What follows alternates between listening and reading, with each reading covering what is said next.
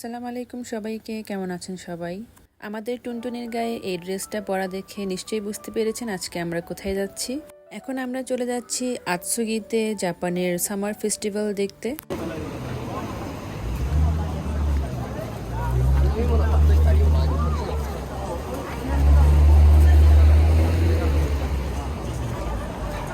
আমরা এখন যাচ্ছি আতসুগি সিটির আয়োমি ব্রিজ, যেটা সাগামি রিভারের উপর দিয়ে গেছে। সেই ব্রিজটার উপর দিয়ে আমরা এখন যাচ্ছি মাতসুরিতে, মানে মেলাতে।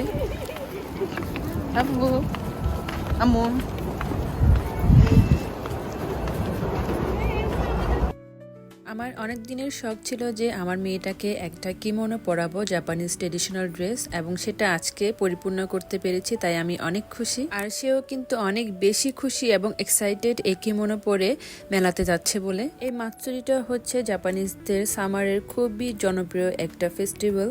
আর এই মেলার সবচেয়ে আকর্ষণীয় যে দিকটা সেটা হচ্ছে ফায়ার ওয়ার্কস, মানে আতশবাজি। আর ফায়ার ওয়ার্কসকে জাপানিজ ভাষায় হানাবি বলা হয়। いいよ持ってってよ。তুমি কোনটা খাবে ওটা নিয়ে নাও। যে যেটা খাবে।はい、ありがとう。はい、どうぞ。はい。তুমি কোনটা খাবে ওটা ঠিক দাও। তাতেじゃあここ上奥ね。ここ奥ね。あ、はい。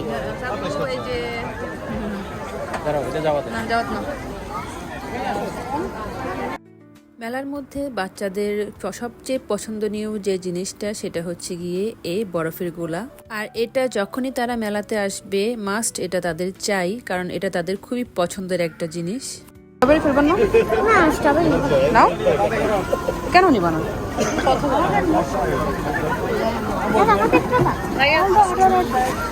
ওকে একটা দাও। হ্যাঁ, জাপানিজরা যে তাদের এই ধরনের ফেস্টিভ্যালকে এতটা গুরুত্ব দেয়, এতটা ভালোবাসে, তা যদি এই মেলাতে না আসা হয় তাহলে কিন্তু বুঝতেই পারি না যে জাপানিজরা তাদের ফেস্টিভ্যালগুলোকে এতটা গুরুত্ব দেয়, এতটা পছন্দ করে। ভিডিওতে নিশ্চয়ই দেখতে পাচ্ছেন যে বেশিরভাগ ছেলেমেয়েরা, মানে ইয়ং জেনারেশন বা ছোট বা যারাই বলেন না কেন, ছোট থেকে বড় সবাই কিন্তু কিমোনো পরে আছে, তাদের ট্রেডিশনাল যে ড্রেসটা ছেলে মেয়ে উভয় পরে আছে। আর যুগ যুগ ধরেই কিন্তু তারা তাদের মধ্যে এই প্রচেষ্টা চালিয়ে যায় তাদের এই ঐতিহ্যকে ধরে রাখার জন্য, সামনে এগিয়ে নিয়ে যাওয়ার জন্য নতুন জেনারেশনের মাঝে। তাদের এই ট্রেডিশনাল ড্রেসগুলোতে কিন্তু তাদেরকে অনেক অনেক সুন্দর লাগে, মনে হয় যেন এক একটা পুতুল দাঁড়িয়ে আছে। খাওয়া দাওয়ার স্টল থেকে শুরু করে বাচ্চাদের খেলাধুলার জিনিস আর অন্যান্য আনুষঙ্গিক অনেক ধরনের জিনিসের স্টল বসেছে মেলাতে।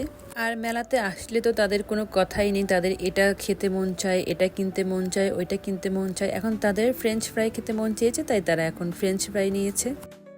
আমার মেয়ের কিন্তু এটা ফার্স্ট টাইম কিমোনো পরে মেলাতে আসা, মানে আর কখনো সে কিমোনো পরেনি, এই ফার্স্ট টাইম পরেছে। তা কেমন লাগছে আমার মেয়েটাকে কিমোনো পরে তা অবশ্যই জানিয়ে যাবেন।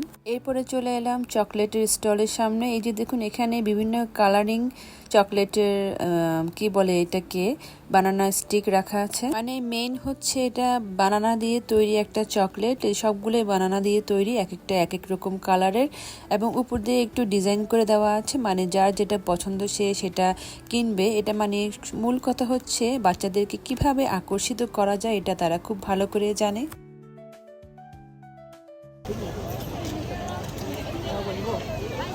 এটা কলা নাই।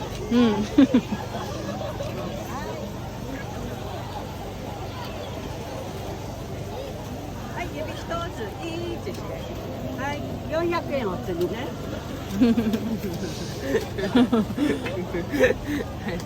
আমার বাচ্চাদের খুবই পছন্দের আরেকটা জিনিস তারা পেয়ে গেছে, সেটা হচ্ছে হাওয়াই মিঠাই। এটা তাদের খুবই পছন্দের একটা জিনিস। যখনই মেলাতে আসে বরফের গোলা এবং হাওয়াই মিঠাই, এই দুটো জিনিস তাদের লাগবেই।